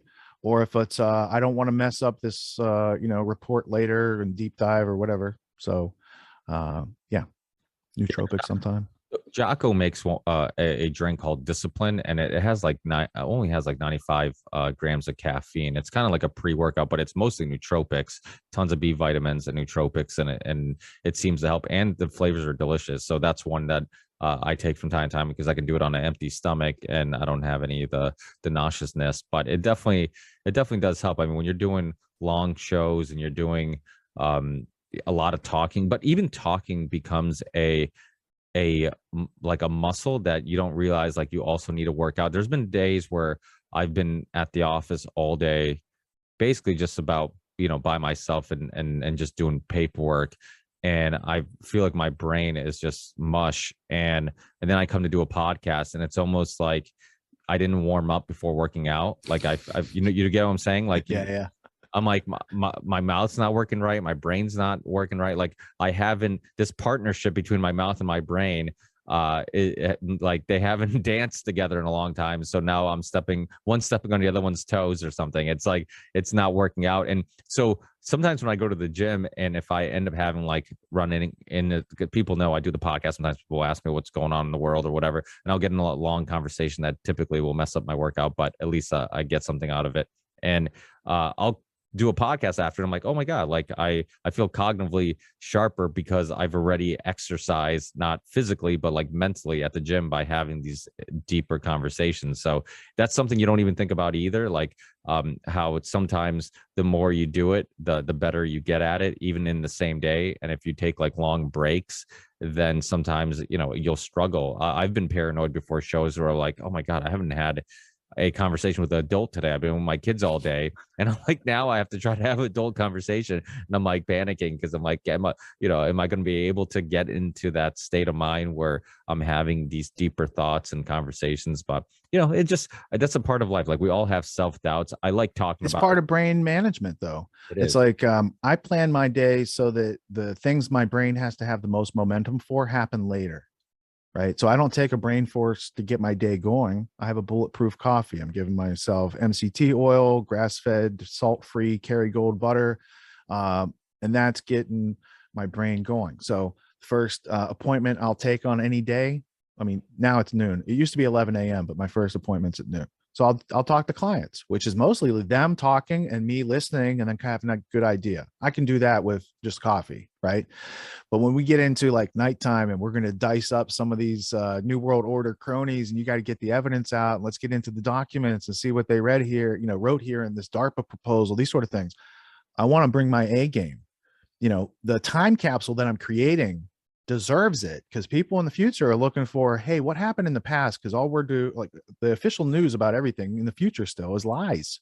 So any way that we can leave, here's credible information of like, time capsule of what happened this past week so that people in the future can't be gaslit about what happened in the past like they do to us all the time. I think that's a service to humanity. On a practical level, I like to see the clips of my colleagues every week as I learn. And then it's like, if I find it valuable, I want to share it with my friends. And this is, Grand Theft World's a forum to do that. When I was studying the history, that was just, peace revolution. I'll do the research and put it out. But I think all these things are necessary in the brain management. As we learn things, it's only natural to try to express them to other people and share them. If it's valuable information we're internalizing, it would likewise probably be valuable to other people if we learn how to express it. Yeah. So thanks for the opportunity, man, for lending your platform so I could get a relaxing hour in my workday and express some of these thoughts in a way that doesn't have any walls or boundaries or expectations around the conversation. This is, brilliant what you offer. Yes. Accidentally brilliant. It's That'd be a good band name. Accidentally Brilliant. That would be actually a good band name or album name or something like that. Yeah, that's another one of those URLs I should probably buy the domain name immediately. Someone in your audience who makes memes should make like a Ricky Varandas album cover, like it's the Bee Gees or something from back in the 70s, and it's like Accidentally Brilliant. That'd be a good one. Well, I remember when you mentioned, even like on your show, Grand Theft World, it's an awesome show because it is really hard to keep up with all the great content creators out there and what they're all putting out there. And you guys really highlight, a lot of the best stuff during the week. So it's like, instead of watching all these channels, listen to all these podcasts, sometimes it's almost like a cheat sheet. I can just go to Grand Theft World and get all the best moments and all the most important points. And then as a content creator, and then it makes it fun too, because it's like, how do I get on that show? I better have a good interview, to get on there. So that makes it fun too. A little challenge. You can challenge yourself to try to talk about something that's fascinating enough that gets on the show. I mean, obviously, and anytime you do something you think is Grand Theft World worthy, send it over, dude. Because worst you can do is get on the show card and not get played, but you can get on the show card. Yeah, I'll definitely, like, I know even like Rockfin, from time to time, I'll send them stuff and I'm like, hey, I think this interview was important and might be worth sharing if you guys, because they do the whole email list thing and stuff. So yeah, it doesn't hurt, because it is hard to, I mean, it's almost a gift and a curse, right? There's Squeaky wheels get the grease is how the world works, man. Yeah. So if I'm not writing the Rock fan and being like, hey, I got this thing, they're not going to think we should show Grand Theft World to people, right? So what you're doing is smart, and maybe I should emulate some of that, because I'd like to get on, the Rockfin email list, or get on band.video and these sort of things. Like, I need to proliferate too. I got more growing to do. Well, you must have it's funny because I went to you about getting on band, because I'm like, you've worked with Alex Jones, you've been on InfoWars. I mean, like, of course you can get on band.video. You must know a shortcut. And then you're like, what? You're like, my thing is, I haven't asked. Like, I need to write to Rob Dew and just be like, hey, dude, I got this thing going on. It'd be good for your audience. Check it out. Here's a couple samples. But if you're afraid to ask, I have the perfect course for you. If you go into shows, dude, if I'm afraid to ask, I got big problems. So I just hadn't got around to asking. I got no fear of asking. Otherwise, I couldn't have got here today. Well, if anybody is afraid of asking, University of Reason might help with that. Like, yeah. I see. Well played. Mine's a procrastination thing, and I own up to it. Because when I'm teaching the students, I'm like, hey, I procrastinate too. And here's how I do it. I'm a constructive procrastinator. I will put off this presentation I have to do for next week, and I will wash the car, or I will clean I'll find anything else to do except that thing. But it puts so much pressure on me that when I need to develop that thing, my brain's like, here's the download, boss. And I'm like getting the presentation done. Right. So my procrastination forces me to be creative at the end. And that's what gives the birth to the project. And if I don't do that, it lingers and festers. And I'm like, it's never. So you have to learn how you work, and then work yourself, you see? And I'm still working on my procrastination, but I'm much better than I used to be. Well, there's a good book, what is it? The War of Art, about procrastination and just like writer's block. And so I've always been, as you know, like into the health and nutrition and stuff. And when I have certain people on, like Dr. Sean Baker, and he's kind of like the face of the carnivore diet. I did a carnivore diet for 2 weeks, and then I liked it so much I did it for a third week. But I love doing those type of diets, because I'm like, okay, even if I don't continue it, it's a mental exercise. I'm exercising my discipline. I'm seeing if I'm mentally strong enough to do something that I'm not enjoying, or maybe I don't want to do every day.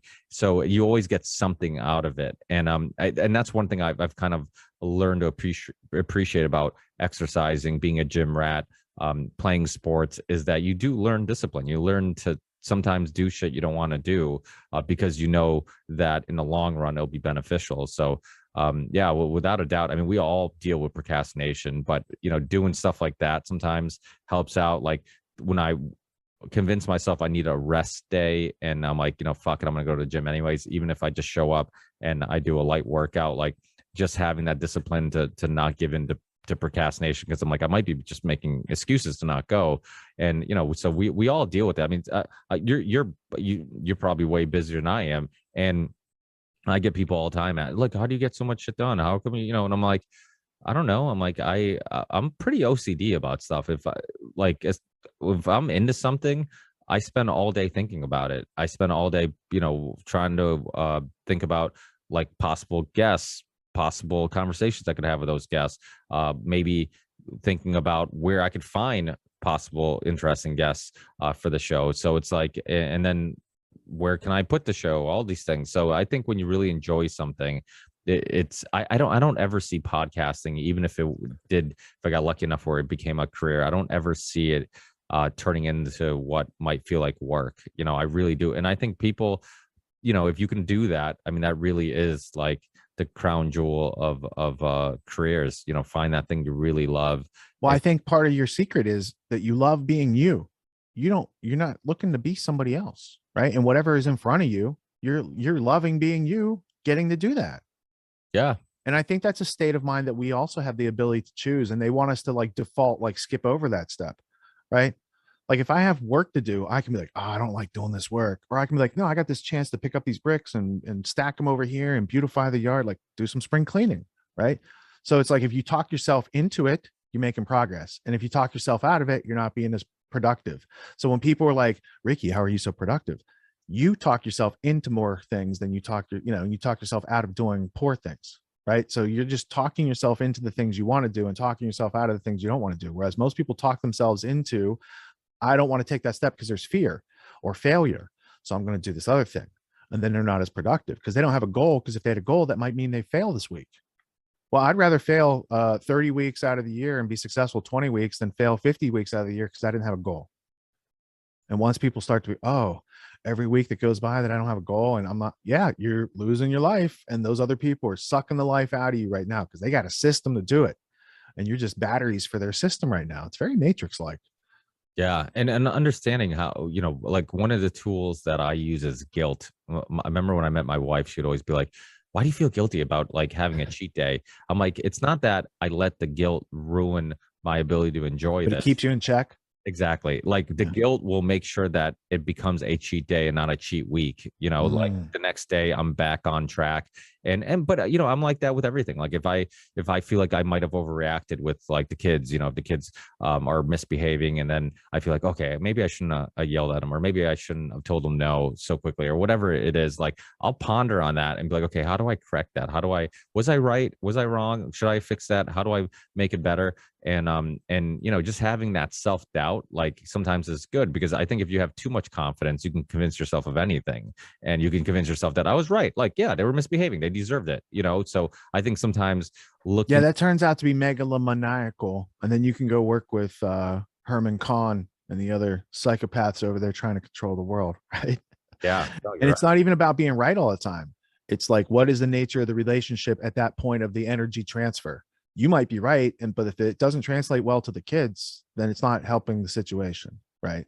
So yeah, there's a lot of responsibilities that we were not trained for, and we kind of implicitly get through our days. But it's a lot smoother when you can call upon methods and be like, oh, this is a situation bringing stress and anxiety. Do I have a tool for that? Yeah, I got a tool in my belt right here. Breathing, focus, practice, these sort of things that I bring it to that situation.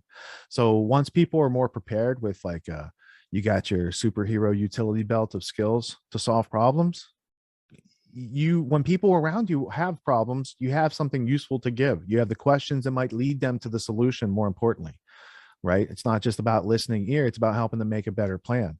So I think if we're all better prepared to go out and interact in the world, like the world's going to be a better place because of that. Because a big part of why the world is the way it is because people are too timid, scared, and dare I say cowardly to change themselves to meet the needs of the situation that they're encountering. So more choice, more freedom. Yeah, absolutely. And really that's what it leads to. It leads to having more freedom and more control of your life, and obviously that's what we're all fighting for, because they're fighting to control it. So you might as well take things in your own hands. And they want you to be a spectator in their script. And I'm saying you can learn how to write your own script for life, because that's what Gatto taught kids how to do. And this is what I teach adults how to do. Yeah, absolutely. It's like that sports metaphor. They're like, I'd rather be out in the field being criticized than be in the stands doing the criticizing. And it's true. It's like, don't be afraid of failure. Go out there, even if somebody has something negative to say. You're better off trying to succeed. I mean, you always meet old people that say, hey, I wish I did this. I wish. You never meet people who are like, hey, I wish I didn't do that and I didn't pursue this, or I didn't, often that's not the case. So, but thank you, Rich. I really appreciate your wisdom, and our conversations are always thought provoking, and I always learn so much from them. So thank you so much for taking the time to chat, and hopefully we do it again in the near future, and hopefully people check out the University of Reason. They check out the links. It's a great way of hopefully doing something for themselves and also supporting the show. So it's a great win-win. Yeah, it's the win-win. You do something for yourself, do something for your family, support Ricky and liberty-oriented media. And a lot's going to go on over the next 12 weeks that's not going to be so great in the world. I'm sure it's just going to be more downer news. So what is the thing that we can do that we do have control over? And that's our ability to learn and make new connections and build new opportunities for ourselves. And I think that brings a lot more peace of mind than sitting unwittingly waiting for the next bomb to drop in these situations. So thank you to everyone listening. I have a high respect for your audience because I'm a intelligent person who learns from this podcast, and I can only imagine that everybody else out there is an intelligent person learning from your podcast as well. So thank you for the platform, and we'll see you soon in real life. Let's make a plan for real life. Get together. So now that spring's hitting. Yeah, spring's hitting, and there's going to be car shows, and there's going to be a lot of eating outside because when you live in New England, you're constantly looking for somewhere to. I'm in the car shows and eating outside. You let me know when and where. I'll bring the family. Yeah, absolutely. Thanks, Rich. Tell everybody I said hi. Speaking of the family, and we'll talk again soon. We'll do. Thanks, Peace. Rich. Take care.